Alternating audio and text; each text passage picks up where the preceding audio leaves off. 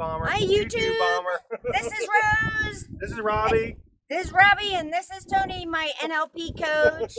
Thank you so much, Robbie. We had a visitor, so we had to get him in here. Her name is Tony Pulver. I'm Rose McConnell. This is Pertaining to Rose.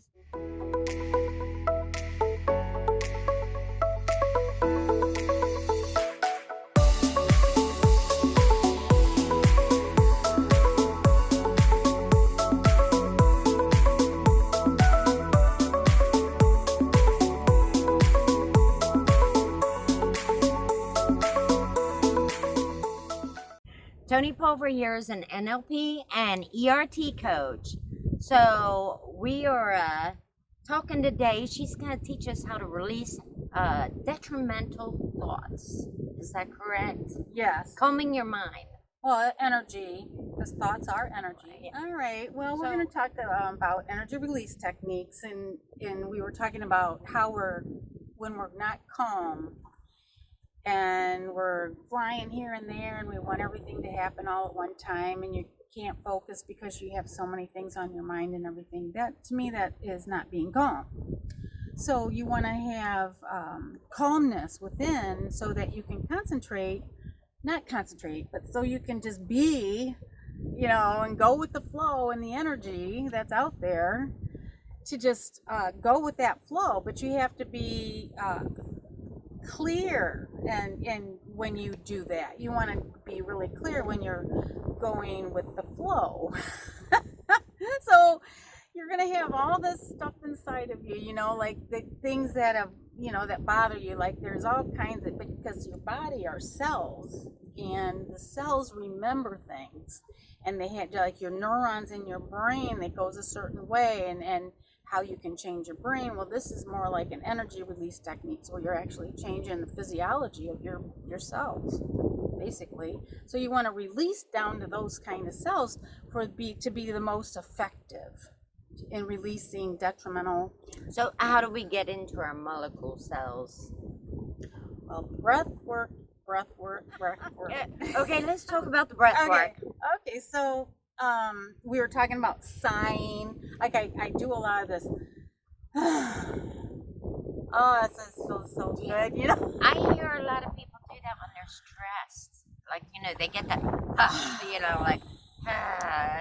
is that like a releasing? Yeah, you're releasing it, but why not make it really effective? Yeah. Go into those cells in those body and just feel that release of yucky energy. So you were also talking about some visualization. Yeah, but we wanted to do the breath work, way, to, once again, you breathe in 1, 2, 3, 4, hold 1, 2, 3, 4, blow out 1, 2, 3, 4, hold, or you're at a point where you're not doing anything. You're not breathing in or out for a count of 4. That's the fun one. I'm still holding my breath. Well, you never released me. Yeah, you just hold. Okay. 1, 2, 3, okay, 4. Release. Yeah. Yeah, okay. But we should have a whole video just on that. Yeah. Honestly, because that would be a go back to, because it is such a, but you can also find it on other. Yeah, we could do a guided meditation. Yeah, that is a very common breath work that is probably on a lot of different YouTube videos too, but ours would be the best probably. So. Okay, and okay, so the other one was visualizations. Like we can put a pic, like if something you feel is keeping you back, like you don't feel worthy, or you can't, I'm not good enough to do that, or that kind of thing. You can actually come up with an anchor to anchor that lack of self-worth or whatever. Right. But you could go slow, you wouldn't have to have it that expansive. You could have, guilt, right, or right. just but anyway, you think of it's almost like your little inner child doll or something, because you're creating a shape for this lack of whatever is keeping you from doing things, your self-worth or whatever, your bad self-worth. So you come up with a color, then you come up with a shape, and then you're supposed to really come up with a texture in your mind. Mm-hmm. Yeah. But that's a little bit deeper. That's another thing too. But that's another way to become calm with yourself, because you're another way to release some of these things that are holding us back. And this is a huge thing. It's not something you listen to a couple videos and you're an expert or anything, because there's a lot to it. And I know I'm not any expert, but I love it. I mean, I know a lot of different techniques, but they're endless. When you visualize the shape and the color of, earlier we were talking about like jealousy or guilt. Yeah. I think we were talking about guilt.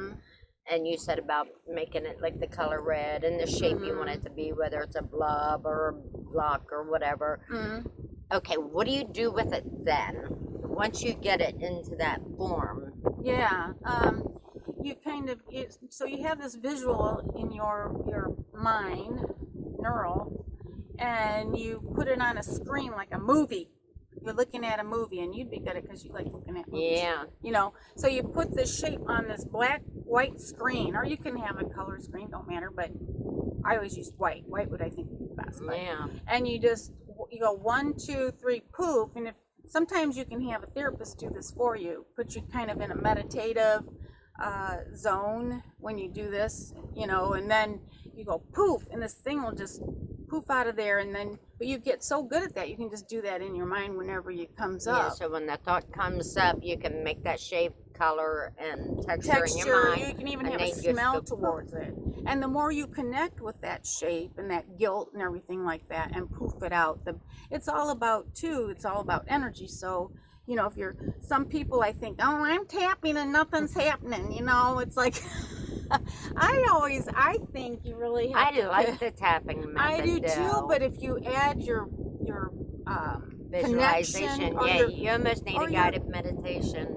Yeah, or your connection with the energy that's actually flowing in your mind, in your body. Right. But I don't ever hear about that with them. I think it's really important to connect the body with tapping. Exactly. You want that alignment too. It really helps you so much. Yeah. So I guess if you're just relaxed and you're tapping, then you are connecting your body with your mind, because you're slowed down. Well, we were discussing visual techniques, and you were discussing the baby or the cradle in yourself. Can you go into that? We've all probably heard of inner child work. I don't know. I did a lot of it years back, like in the 70s. For years I did, and it's a really cool thing. One time I had a surgery, and I really couldn't do a whole lot, so I did a lot of inner child and went down into my body and held my little self. Even that was 5 years ago. Some people call it shadow work, and some people call it I like to call it the hidden man of the heart. Yeah. Just because it's something that comes from the Bible, and it talks about that deep inner self, and you really want that healing in there, and this is some techniques that really help you with the healing of that. The healing and that's great techniques. That's the techniques that I do for myself, and I love to teach them if I can. Yeah. And what was some of the other stuff that you did? Well, you're the affirmation queen. Yes, I'm definitely the affirmation queen. I love that. So when I get like very depressed, or a lot of those detrimental thoughts, especially when it's self-inflicting thoughts, I will do the affirmations like, I like myself, I like myself, I like myself, I like myself. Or I'll say, I love myself, and I calm myself down as I'm saying it. And you can actually feel that stuff releasing off of you. And I also cast down those thoughts. I say, I cast down that thought, in my mind. And then I try and force myself to think about something very calming, or something else that is totally, unrelated to what I was thinking before. So you want to try to remove that thought completely away from you. You release that thought. Say, I release that thought, I cast it down, it no longer can harm me. It's no longer part of me. And that there is important. But it took me years to really practice that. But once you practice it, it becomes automatic after a while, and it's really good. And I think there's something in the Bible about doing that, isn't there? Yeah, well, the Bible has a lot of this stuff, and a lot of people don't realize that. Yeah.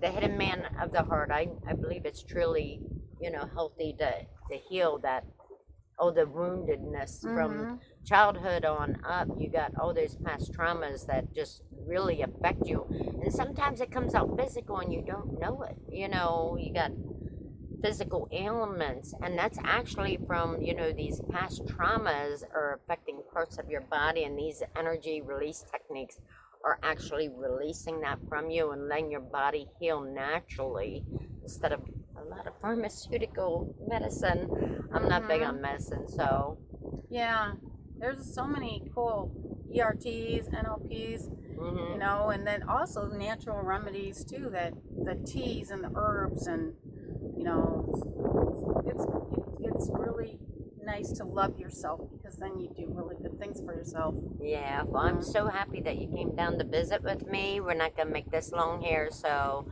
I want to give a special shout out to Tony because I love her. And thank you, yeah, Rose. we want to Thanks. do more together, so we're trying to plan some stuff here, trying to think it out how we're gonna do it. We'll let you know, and we'll come up with some really good stuff for you. You know it. Get that all Let's healing do going it. on. That's why we're here, honey. Yeah, We're here I to love help it. each other, and all of us are. We got this awesome view. If you can see, we're like right on the edge of the water here. I know, Isn't they're that not gonna blow us over. awesome? She bought me this great selfie stick, so we're trying it out. So out to you guys. We love you, all of YouTube, my family out there. I love you all. Mwah. Mwah. Have a good day.